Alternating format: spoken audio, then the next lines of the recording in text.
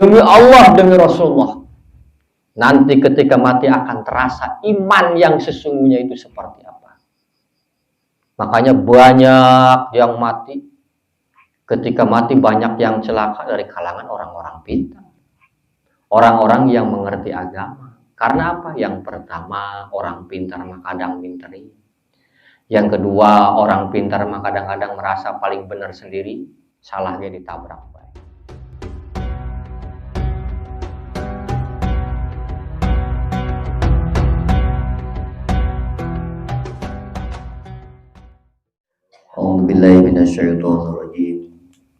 Bismillahirrahmanirrahim. Assalamualaikum warahmatullahi wabarakatuh. Allahumma sholli ala sayyidina Muhammad wa ala ali sayyidina Muhammad. Babul kalam kitabul hikam. Angdahu mimang tanhu ayisun wa abdul lima angdallahu tam'ahu. Kau merdeka dari segala yang tidak kau inginkan, dan kau budak dari segala yang kau inginkan. Artinya segala sesuatu manusia itu di alam dunia harus merdeka. Pada zaman dahulu perjuangan para pejuang memerangi Belanda sampai tiba saatnya mendapatkan kemerdekaan, sehingga yang mendapatkan kemerdekaan hasilnya dirasakan oleh kita semua sampai sekarang. Nah, begitupun beribadah kepada Allah. Artinya hidup ini harus merdeka. Bagaimana merdeka beribadah kepada Allah? Contohnya thalabul ilmi, mencari ilmu atau mengaji. Itu salah satu memerdekakan diri. Dari apa? Dari beban-beban kecintaan kita terhadap duniawi. Meninggalkan rumah dengan kesenangannya, jauh datang ke sini. Meninggalkan kesenangan nonton TV, ngobrol ya, ngerumpi, rupa-rupa urusan dunia. Nah, itu salah satu memerdekakan diri kita senantiasa menghadap kepada Allah Subhanahu wa ta'ala. Dimerdekakan yang kau inginkan dan budak dari segala yang kau inginkan. Artinya kadang-kadang kita diperbudak.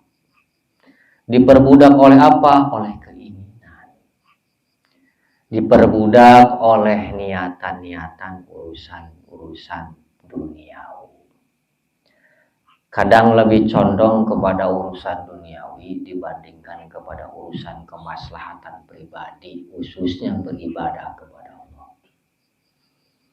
Kadang orang kalau diajak masuk ke dalam surga, diajakkan untuk mencari surga, diajak untuk mengenal Allah, itu beraneka ragam alasan, beraneka ragam problema. Kadang-kadang mementingkan urusan dunia. Nah, namanya itu diperbudak oleh keinginan. Mudah-mudahan kita senantiasa selalu memerdekakan diri ini, terbebas dari belenggu-belenggu fitnah dunia. Apa itu fitnah dunia? Harta, benda, kekayaan, jabatan, kehormatan, itu fitnah-fitnah dunia. Orang banyak harta, boleh kangelan, boleh dapat susah, kadang-kadang fitnah dunia mah beda. Nah, hartanya banyak ya, dapat begini, begitu, itu fitnah dunia.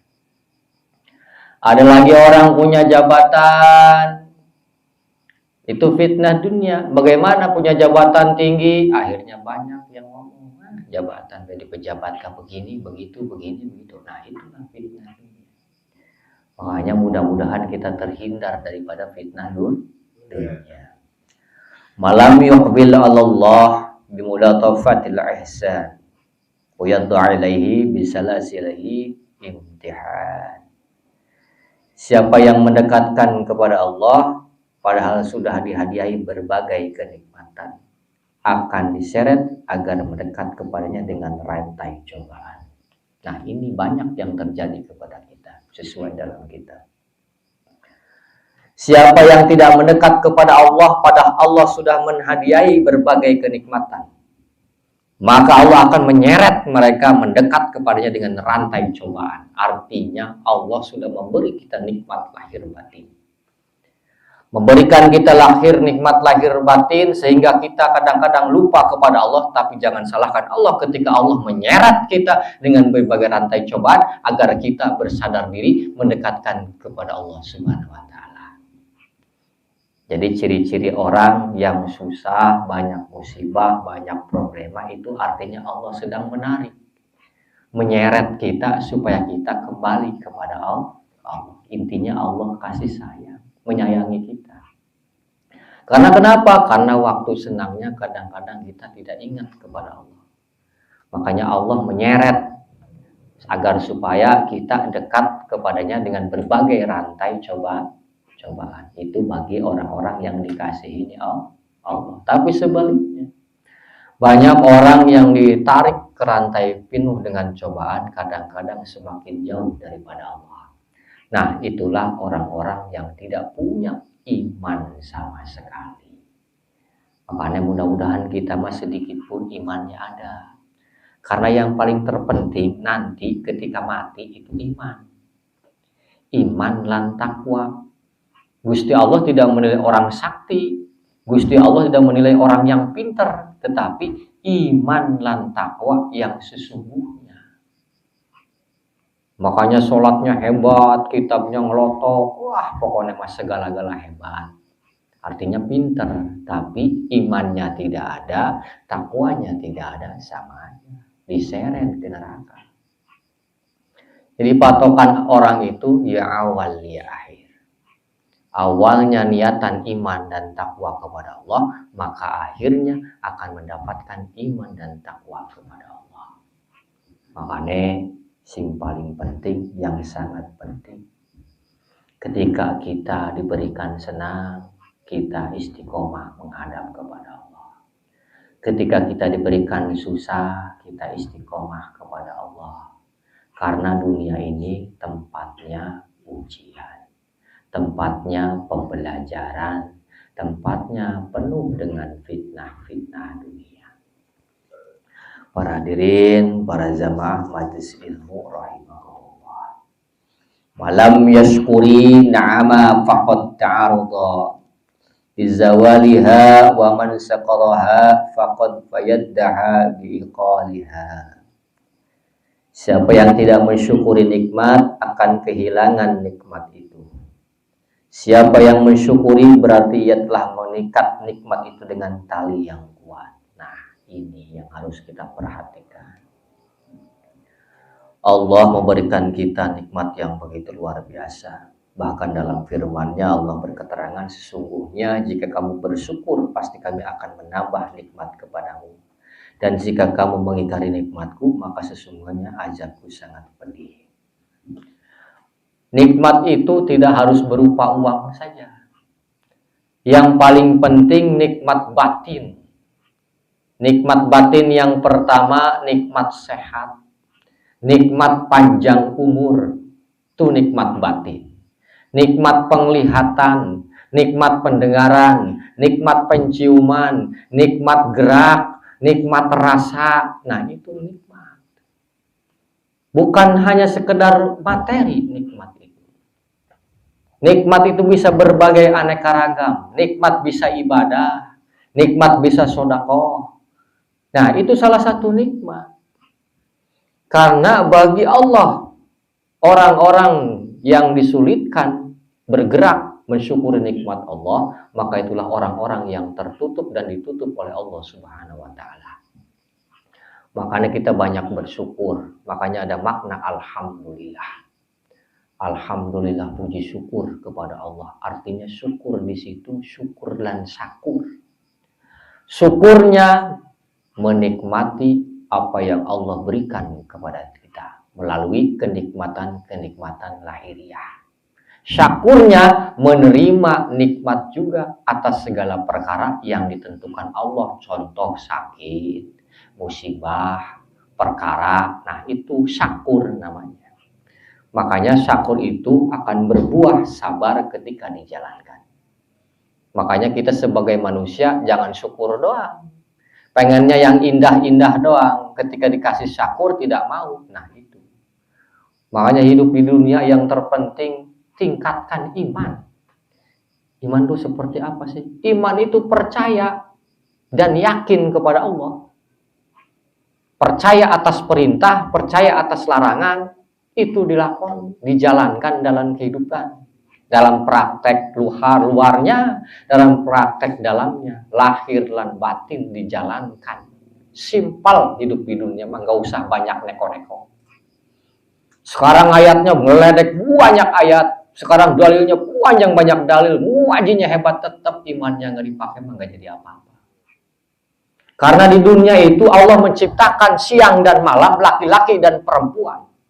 Menciptakan segala sesuatu di dunia ini, yang mengisi itu bukan siapa-siapa. Yang mengisi itu kita, manusia. Nah, bagaimana manusia mengisi kehidupan di dalam dunia ini? Mengisi dengan apa? Dengan keimanan dan ketakwaan kepada Allah. Makanya orang datang mengaji, orang datang berzikir, orang datang beribadah, itu salah satu peredam. Salah satu peredam atas segala murka Allah, atas segala azab-azab Allah. Makanya suatu daerah kalau tidak bisa diredam, tidak ada pengajian, tidak ada orang zikir, pokoknya sudah plus aja tidak ada apa-apa, pasti cepat itu ditegurnya. Bukan Allah yang tegur, tapi alam semesta yang menegur. Makanya saya tegaskan sekali lagi. Sekarang itu simpel hidup itu, nggak usah banyak bertele-tele, nggak usah banyak neko-neko. Yang terpenting iman kuatkan, takwa kuatkan. Iman yang sesungguhnya ibadah sholat. Sholat sesungguhnya hakikatnya jauhi kemungkaran. Karena sholat itu mencegah perbuatan mungkar dan keji. Makanya setiap manusia yang menjalankan iman, beribadah, contoh aja kewajiban. Sholat berarti keji dan mungkarnya ditinggalkan. Jangan sholat mah dilakoni, keji mungkar mah dilakoni. Itu namanya belum sholat, baru dohiriyah saja sholatnya. Menang olahraga doang. Demi Allah, demi Rasulullah, nanti ketika mati akan terasa iman yang sesungguhnya itu seperti apa. Makanya banyak yang mati, ketika mati banyak yang celaka dari kalangan orang-orang pintar. Orang-orang yang mengerti agama. Karena apa? Yang pertama, orang pintar mah kadang minteri. Yang kedua, orang pintar mah kadang-kadang merasa paling benar sendiri, salah dia ditabrak baik. Yang ketiga, yang paling pintar mah bisanya melihat orang lain itu bodoh, nah makanya itu yang celaka. Hidup di dunia ini tidak daya dan upaya. Usik, malik, gerak semua milik Allah. Jangan sampai kita kalah dengan makhluk-makhluk Allah yang lain yang tidak diberikan akal sama sekali. Banyak alam semesta, makhluk-makhluk di alam semesta yang memuji dan bersyukur kepada Allah. Belajar tafakkur alami, belajar tafakkur tadadur alam. Contoh lihat dedaunan. Dedaunan sering memohon kepada Allah dan memuji kepada Allah. Contohnya apa? Kalau dedaunan itu bentuknya begini nih. Menyangga artinya memohon, berdoa kepada Allah. Air laut, tawadu laut. Diciptakan laut dengan asinnya. Dibanjur air berkubik-kubik hujan tapi nggak asinnya nggak hilang. Artinya tawadu. Mematuhi diperintah Allah Subhanahu wa taala.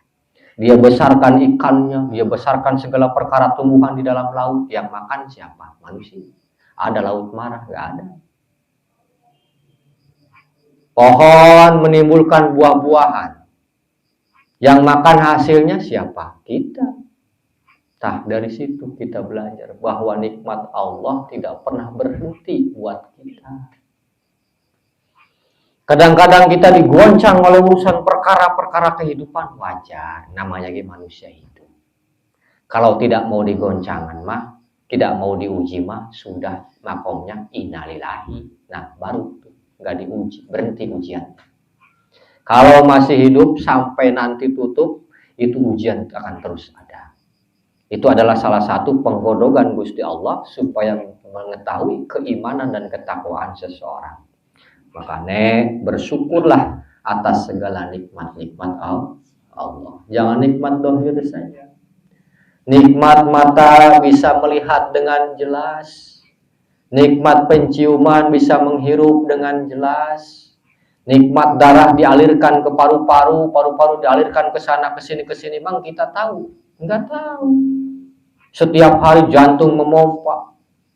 Setiap hari terus anggota sel-sel dalam tubuh ini bergerak mengikuti apa yang sudah diperintahkan Allah untuk menghidupi kita agar kita senantiasa beribadah. Kadang-kadang kita diberikan nikmat, sehat, panjang umur. Nah, ini ibadah tidak. Diberikan sehat, panjang umur, zikir tidak. Siap hari di otaknya urusannya dunia. Nah, ini yang celaka. Sekarang tidak akan terasa. Banyak orang menerangkan begini, begitu. Ceramah begana begini, tetap masuk kiri keluar kanan. Nanti kalau sudah mati baru terasa.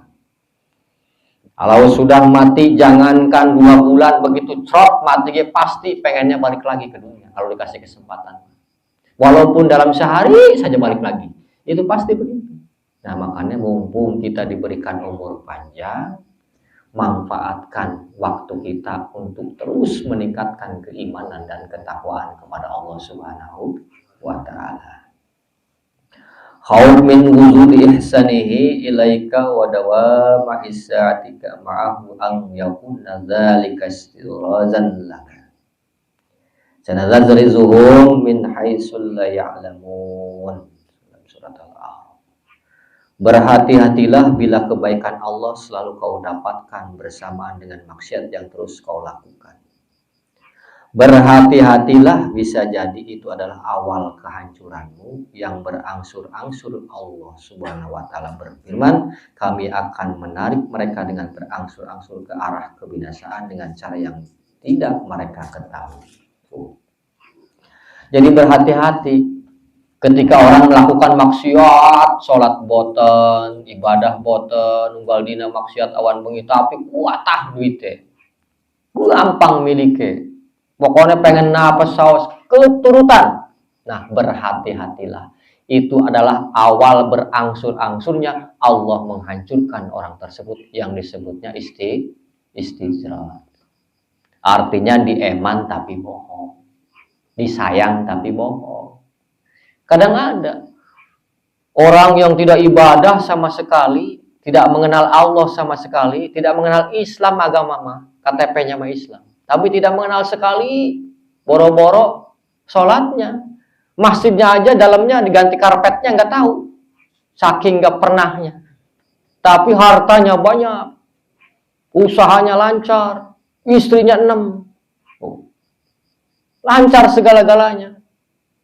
Kok bisa begitu ya? Itu namanya istijrat. Makin berangsur-angsur dikasih, diwomong. Terus diempak. Biar mutah. Nah, lama-lama Allah hancurkan dengan kebinasaan. A'udzubillah min dzalik. Kita mah sedikit tapi barokah, halal, thayyiban.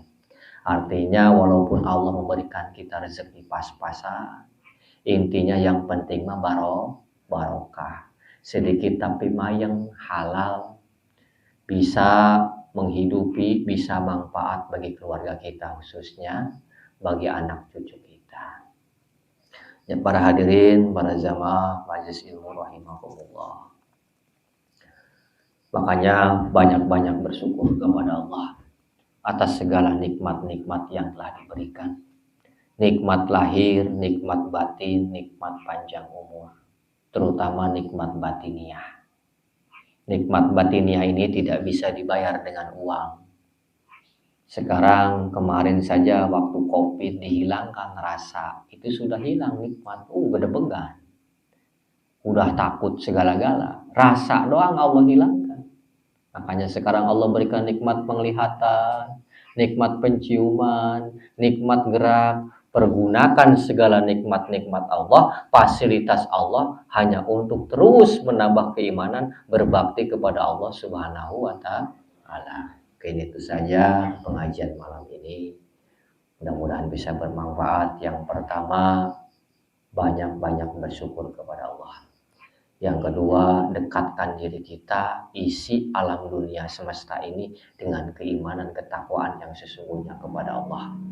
Yang ketiga, terus berlaku, terus berbuat baik, terus melakukan kebaikan sebisa kita, semampu kita. Walakum minkum, sadaqallahul azim. Assalamualaikum warahmatullahi wabarakatuh.